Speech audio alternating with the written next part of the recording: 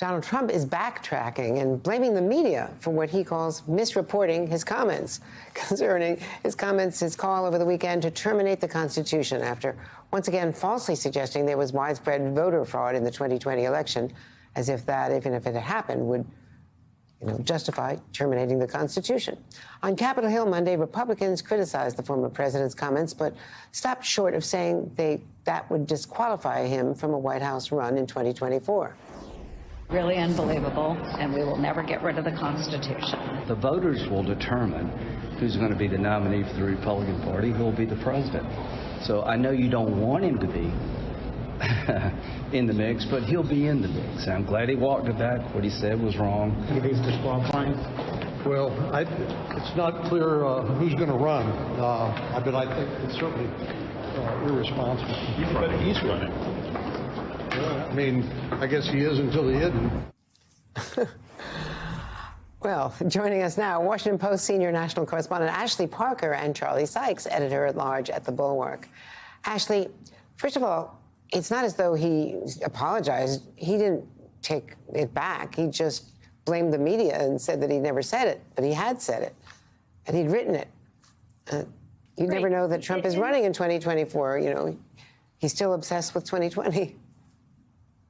And this is a pattern with the former president, right? He says something, whether he tweets it, now he puts it out on Truth Social, he says it on a rally stage, and occasionally he faces blowback for which he's unprepared and a little startled, and then he basically claims he did not say the thing that he very clearly said, that you can watch him say on the video, that you can see him say in his Truth Social post, and that's what we have in this instance.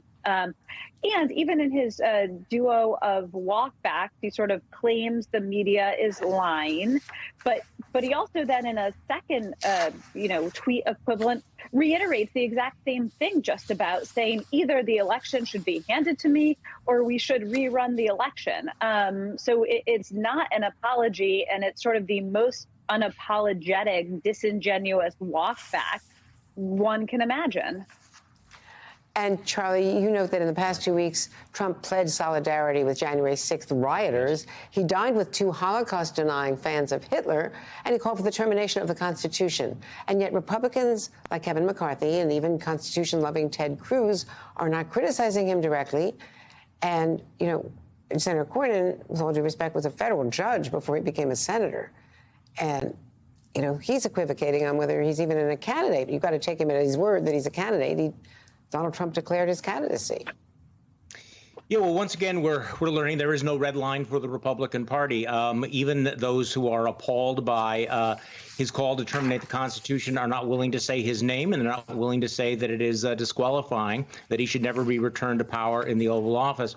And to Ashley's point, look, this is not an apology. It is not close to an apology. He is not backpedaling.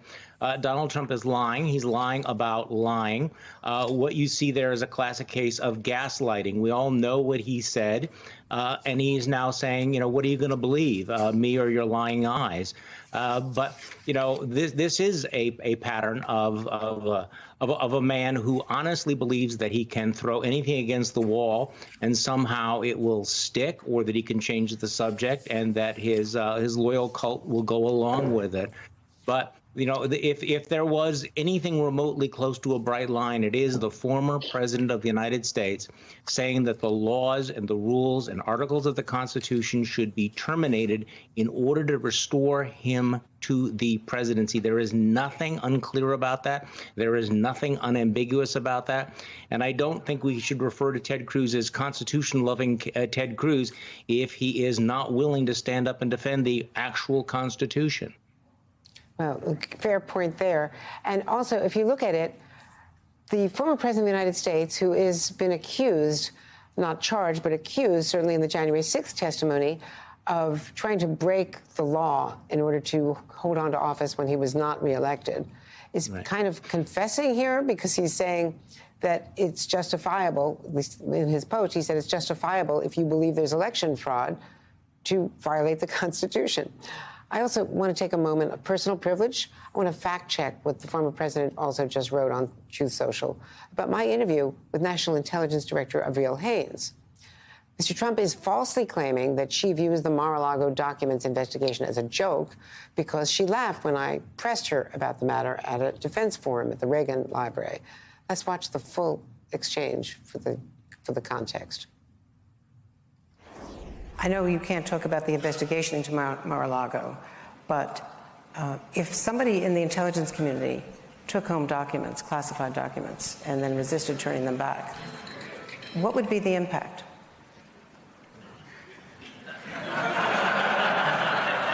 Andrea. Yeah. Please don't do that.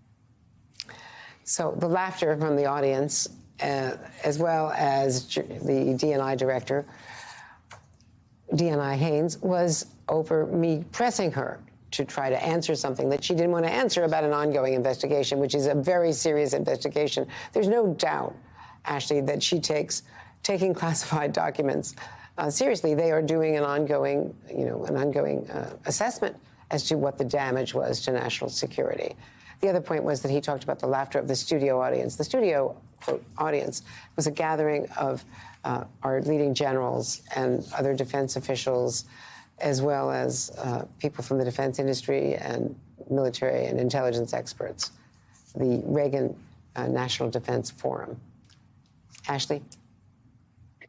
Yeah, that's right. I mean, you sort of put what Trump said about Avril Haines in context. And I think context is key, not just for that moment, but for all of this. I am old enough to remember covering the Tea Party movement, which was a Republican movement where you would go down and these would be Republican candidates, Republican voters who were all carrying around a pocket constitution that they wanted to show to you because they believed it was so important. I am old enough to remember when Republicans, many of whom are refusing to outright condemn Trump, were furious with former President Obama for using executive actions, which, while they could disagree, is well within one's authority as a president. And they began calling him King Obama for again, daring to use an executive action on something like immigration. And these same people would be absolutely apoplectic if a Democrat had ever said what the former president said about the Constitution, if a Democrat had ever tried to do what the former president did on January 6th and not relinquish the presidency. And so what you are seeing here, which we have seen for a while during Trump's presidency, is sort of the way he has exposed or created rank hypocrisy in his party. And of course, if he were to be reelected, I think he would be taking an oath to defend the Constitution of the United States, Charlie. Just a quick yes, I mean, point. and I also think it's important to point out that this statement calling for the termination of the Constitution is of a piece with many of his other actions, including January 6th, and his constant displays of contempt for the rule of law. But to that final point, how do you take an oath, the oath of office, to uphold and defend the Constitution of the United States when you have already explicitly made it clear that you are prepared to overturn it in your own political interest? And I think this is something that not just Republicans, but the electorate at large is going to have to take into consideration. Charlie Sykes, Ashley Parker, thanks to both of you.